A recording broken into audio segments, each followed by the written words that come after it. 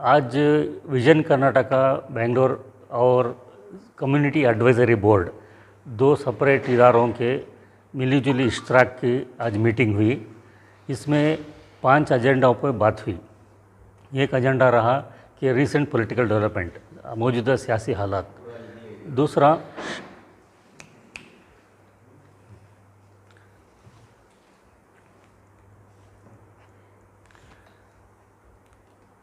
ये मुसलमानों की जो प्रेजेंट पोजीशन है, कम्युनिटी की पोजीशन, और उसमें मुस्लिम लीडरशिप को किस तरह स्ट्रेंथन करना है, किस तरह उनको तक़वियत पहुंचानी है। और तीसरा रहा जो गवर्नमेंट के एश्योरेंसेस रहे असेंबली इलेक्शन से पहले कांग्रेस के मैनिफेस्टो में, उसको इम्प्लीमेंट पूरी तरह अभी तक नहीं हो पाया है। जो मुस्लिम कम्युनिटी के फेवरेबल में जो करना था, उनकी जो जिम्मेदारियाँ थे, जिसको पसंद करके मुसलमानों ने वोट दिया था।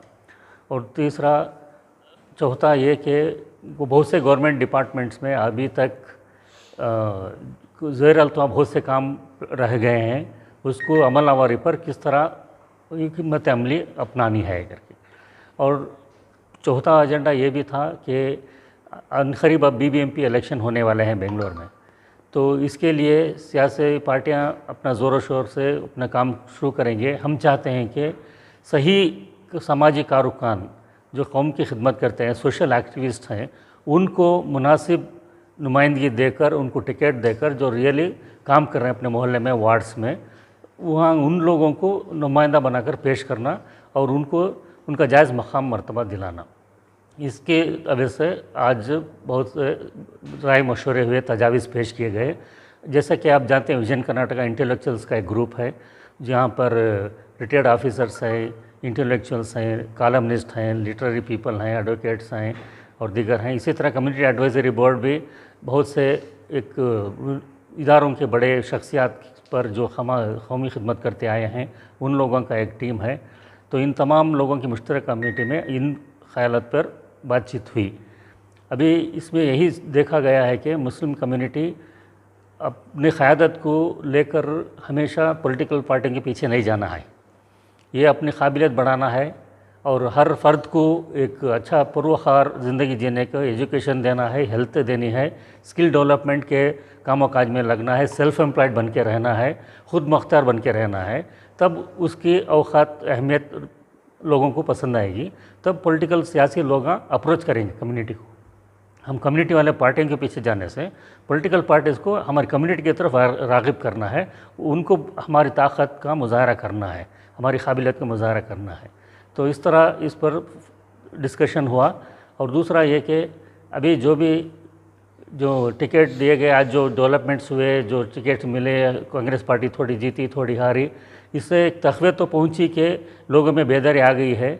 सिर्फ मुस्लिम कम्युनिटी में नहीं, दूसरे सेक्युलर लोगों में भी आ गई है। एकजुट होकर फ़रक़ा परस्ती को हराने के लिए हर कोई कोशिश किया है। ये एक अच्छा मुस्बत इक़दाम है, पॉजिटिव स्टेप है। तो इसलिए हम सब तमाम सेक्युलर लोगों को इकट्ठा करके मिलजुल के रहना है, एक दूसरे इदारों की शिरकत करके, एक दूसरे की हौसला अफजाई करके, समाजी कारकुनान जो फील्ड वर्क कर रहे हैं उनकी हौसला अफजाई करके हम ज़्यादा से ज़्यादा पब्लिक में अपनी इमेज अच्छी सुधार के जीना चाहिए। 18वीं लोकसभा के लिए जो 2024 के लोकसभा इंतखाबात के नताइज जो सामने आए हैं, ये बहुत सी बातें हमारे रूबरू रखते हैं। पहली बात यह है कि जिस तरह से हाशिए पे रखने की, मार्जिनलाइज्ड रखने की मुसलमानों को कोशिशें की गई थी खुलेआम, उससे उनको काफ़ी नुकसान पहुंचा है। ये सिर्फ मुल्क के मुसलमान ही नहीं, बल्कि वो लोग जो रोशन ख्याल हैं और मिलीजुली तहज़ीब के पासदार हैं, वो भी अच्छी तरह जान गए हैं। आज की खुसूसी नशस्त में ये सारी बातें गुफ्तगू के लिए आईं। ये भी बात सामने आई कि पहले की बनिस्बत अब ज़्यादा मुसलमानों को सियासी शऊर का हामिल होना बहुत ज़रूरी है, चूँकि इस बार के जो इंतख़ाबात लोकसभा के लिए हुए हैं, इसमें मुसलमानों की शमूलियत साबिक़ा इंतख़ाबात से बढ़कर रही है। ये बहुत ही खुशाइन बात है। इसमें हर मुमकिना प्लेटफार्म से कम्युनिटी की जानिब से ये कोशिश की गई कि हमारी राय दहिंदगी जो है, हमारा जो फ्रेंचाइज पावर है, इसको पूरी तरह से इस्तेमाल किया जाए। और ये भी बात सामने आई है कि अब जो इंतख़ाबात होंगे, मिसाल के तौर पे बेंगलोर में जो BBMP के इंतख़ाबात होने वाले हैं, इसमें भी तनासुब जो है इलेक्शन में जो मैदान में जो उम्मीदवार होंगे उनकी तादाद बढ़ाने के लिए भी इस पर भी कोशिश होनी चाहिए। और अब चूँकि ये इशारे मिल रहे हैं कि इंतखाबात इस साल किसी भी वक्त हो सकते हैं, मगर डीलिमिटेशन का काम बाकी है। डीलिमिटेशन का काम एक हिकमत अमली के तहत होता है। इसमें भी ये इदारा जो है कम्युनिटी एडवाइज़री बोर्ड, जो स्टेक होल्डर्स हैं उनके साथ मुशावरत करके इसमें ये कोशिश की जाए कि जहाँ मुसलमानों के वोट ज़्यादा हैं वहाँ एक तरह से ऐसी साजिश ना हो कि वहाँ से मुसलमान उम्मीदवार को जीतने के मौके ना रहे हों, इस पर भी कोशिश की जाए। और ये भी बात सामने आई कि हुकूमत कर्नाटक में गुज़िश्ता साल असम्बली के इंतखाबात हुए, उस वक्त जो मैनिफेस्टो था, जो मंशूर था हमारा पार्टी का, कांग्रेस पार्टी का, उसमें काफ़ी वादे किए गए थे।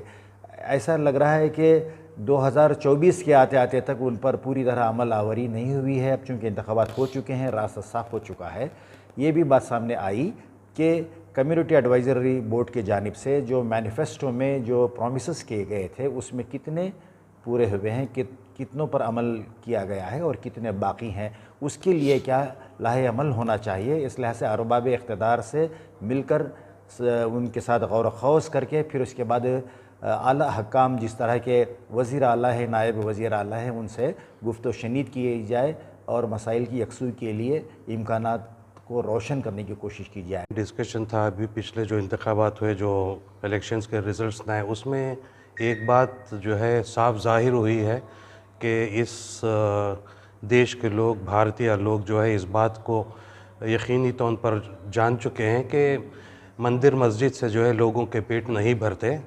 इनके लिए जो डेवलपमेंट है ये चीज़ें ज़्यादा अहमियत रखती हैं। हम लोग जो है बहुत सालों से इसकी जद्दोजहद कर रहे थे कि लोगों को इस बात का एहसास हो कि जो है जो सरकार बनती है उसका काम जो है लोगों को बेहतरीन जो है रोज़ी के ये पैदा करने हैं, हेल्थ है, एजुकेशन है, कम्युनल हारमोनी है, इन तमाम मसलों पर फोकस करने के बजाय जो डिविजिव पॉलिटिक्स के तरफ जा रहे थे, अभी लोगों को ये एहसास हो गया है कि ये चलने वाला नहीं है। क्योंकि इतिहास गवाह है कि कोई कौम, कोई समाज, कोई देश उस वक़्त तक तरक्की किया नहीं है, करता नहीं है, जब तक कि तमाम देश के लोग जो है मोहब्बत के साथ देश को आगे बढ़ाने की कोशिश ना करें। तो ये जो नताइज अभी निकल कर आए हैं उसमें ये साफ ज़ाहिर है कि इस नफ़रत की आवाज़ को जो है लोग अभी लेकर नहीं आगे जाना चाहते। हमारी यहाँ पर जद्दोजहद रुकती नहीं है, हम लोग को इसके आगे लेकर जाना है कि आने वाले जो दूसरे भी इंतखाबात, इट्स अ कंटिन्यूस प्रोसेस, यहाँ पर रुकता नहीं है।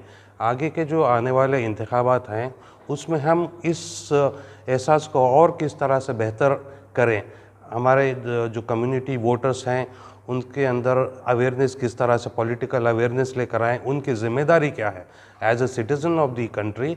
एक तो जो वोट की अहमियत है उसके अंदर बेदारी लेकर आएँ, तमाम को जो है एक अच्छे काबिल नुमाइंदे को और एक अच्छे काबिल गवर्नमेंट को जो है इक़्तिदार में लेकर आने की हम लोग क्या कोशिश कर सकते हैं वो करें।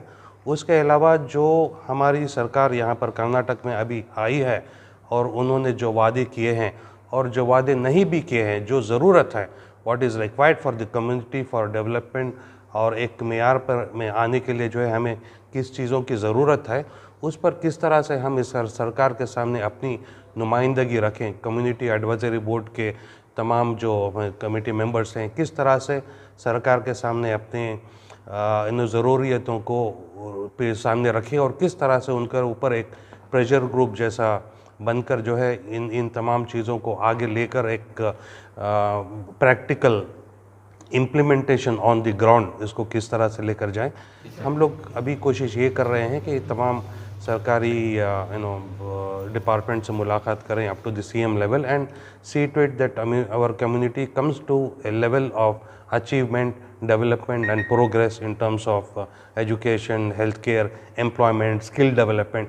ये तमाम चीज़ों पर हमारा फोकस है एंड इंशाल्लाह we will be working in that direction. मैं SS अफसर खादरी। ओके, फिर बाद में जो लायर्स हमारे केस को प्रोवाइड नहीं करे बोले तो ऐसा बैठे बोले तो हमारा केस चलेगा तो सारे हिंदुस्तान में जो चाहती है वो हो जाता है। सुप्रीम कोर्ट पे भी होने के चांसेस सही, हमें वो उम्मीद लगा कर बैठना नहीं चाहिए। रिजर्वेशन के वास्ते भी हमें है ना मोस्ट प्रायोरिटी शुड होगा। एक मिनट, अभी ये बैठे should be there, must should be there. It is not an appeasement cap. It is not an appeasement cap. Hyderabad में वही बात गवर्नमेंट के ऑर्डर के खिलाफ ना नहीं सर। अभी गवर्नमेंट हमारे आगे बात का विड्रा कर क्या होता है। और ये रिजर्वेशन, ये 3 केसेस के वास्ते उनको है ना, ये हुकूमत ले ना ही ले, हमारी ये तवज्जो होना चाहिए। जैसे हम इसे लड़ने के लिए तैयार होना, प्लान भी रख लेंगे वो। दूसरे के वास्ते भी ये चीज उसमें थोड़ा लिमिटेशन है साहब। UAPA act is not under the permission of the government. That is निकालो बोले तो we should go with some justification ये ले ले को जागो देंगे।